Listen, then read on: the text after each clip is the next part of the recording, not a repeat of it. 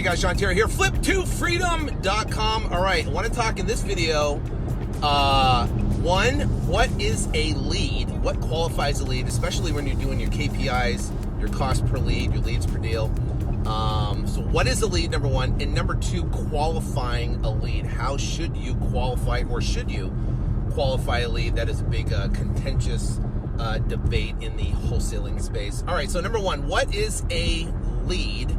A lead is, so we got basically three different types of leads that come in. We got calls that come in from sellers, and this is your outbound marketing, probably excluding direct mail, excluding cold calling, because you're actually going out and talking to sellers. But inbound marketing, outbound marketing, where inbound calls come in, essentially a lead, you get three different types of lead. You get a lead that says, screw you, F off, stop, mailing me. That is not counted as a lead, but it is counted in your direct mail as a response. So that is included in your response rate, right? So the second one is a non-viable lead. So in Arizona, we have, maybe a mobile home that's not attached to land. Maybe it's out in the middle of nowhere for some reason. Maybe it's just a non-viable lead, something we can't really do anything with.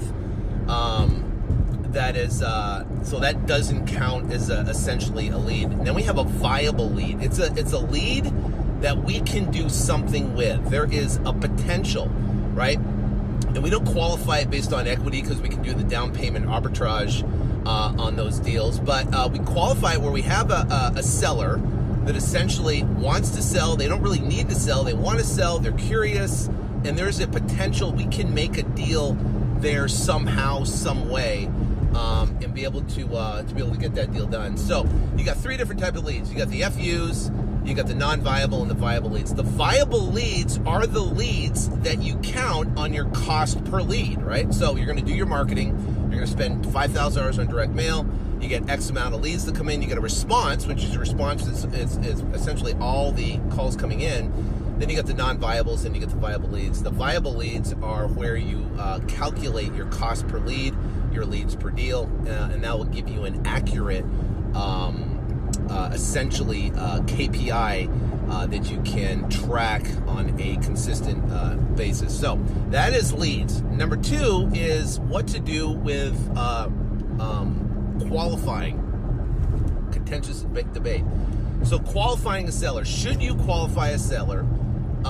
How do you qualify a seller, right? And what we do in our business. So when a lead comes in and it ends up being a viable lead, what we have found, and this is having, lots of different lead managers, myself talking to sellers, sales guys talking to sellers, and if you have a inbound call that comes in and you qualify that lead, so what you're doing is you're determining motivation on a seller.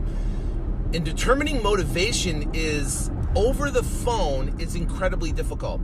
I can have 5 different people talk to a seller and they're going to have 5 different opinions on if that seller is motivated or not.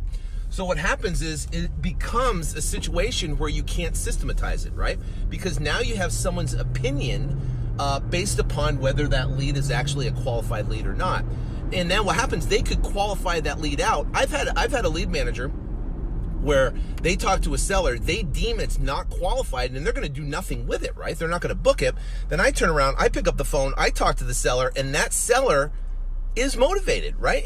And maybe there's no motivation on the surface. Maybe the questions asked, or they had a different feeling with that seller. But I dug a little deeper and found out that the seller's potentially motivated. So what we do is to systemize the process and take out the opinion out of the whole process.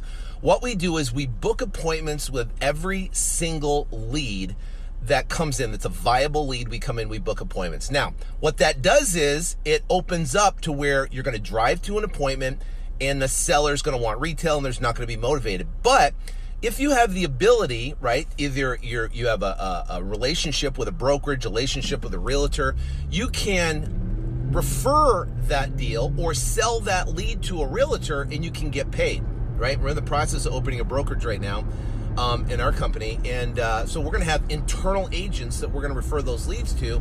and that company can then grow based upon the leads that want retail. But the other thing too is incredibly important is that we looked in our database and we have the high probability leads, the medium probability leads, and the low probability leads. High probability are ones you know they're motivated, and you should close 80% of those highly motivated, those motivated sellers that you deem. There is motivation there, right? Those are few and far between. They're not going to be on every single call. They're going to be maybe 1 in 15, 1 in 20. They're going to come in, they're hot, they're motivated, you know it. They say all the right signs, there's distress there. You should close 80% of those. Your team should close 80%. Those are a given. If we don't get those, I go bananas, right? Number 2 is the leads that you're medium probability. You don't really know if they're motivated or not, right? So it's a question, but you're going to set the appointment anyways. Now, what we found is that 80% of our income comes from those medium probability leads that you and I and everybody else are going to deem not motivated. Leads that they don't think there's motivation there. Leads that are essentially just leads that are that there's no signs. They just want to sell, and there's no signs of motivation. So think about it. 80% of our income comes from those non-viable leads, or not non-viable, my fault. Those medium probability leads. Those leads that are essentially you don't deem motivation on. 80%. So think about if you passed on those deals. You just said, I'm not going to go on that appointment because they're not motivated. You're literally walking away from, in my opinion, millions and millions of dollars of deals, and you're spending money on those leads, and you're not even showing up on the appointment. I've had sellers that literally has told me I want this number, and I won't take anything less. And I go there and we get the contract for $100,000 less than they're saying, because once you meet someone, once you meet them in person, once you talk to them, you build a rapport with them, you look at the house, everything completely changes. People's phone etiquette and the way they talk and the way they say things is completely different from what they are actually happens when you go meet them in the house. Everything completely changes, and it's amazing to see what happens as that opens up. And you start doing that too. Start going on appointments with medium probability leads where they believe there's no motivation, and you're going to be amazed at what happens, because these literally sellers will flip on a dime. And here's the thing, let me tell you, we got sales guys, right? You hire and we call them property consultants. You get your sales guys. Their value to you is, yes, closing those high probability leads. Anybody can close those high probability leads. Anybody, right?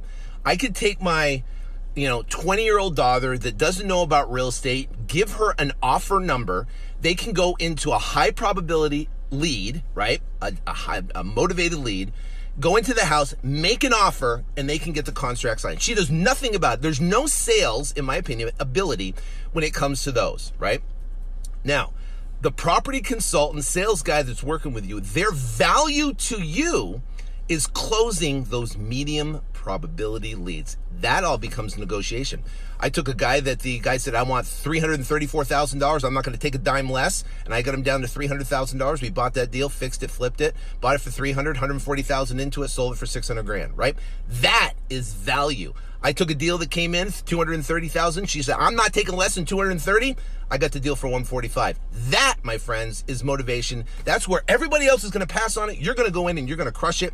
That's the value a sales guy brings to you, is going out and negotiating those deals that deem are medium probability and there's really no motivation. So that's incredibly important. Number one. So I hope that helps. Qualifying leads, book appointments with every single person you can. And I can tell you it'll make a huge difference. And I'll talk to you soon. God bless.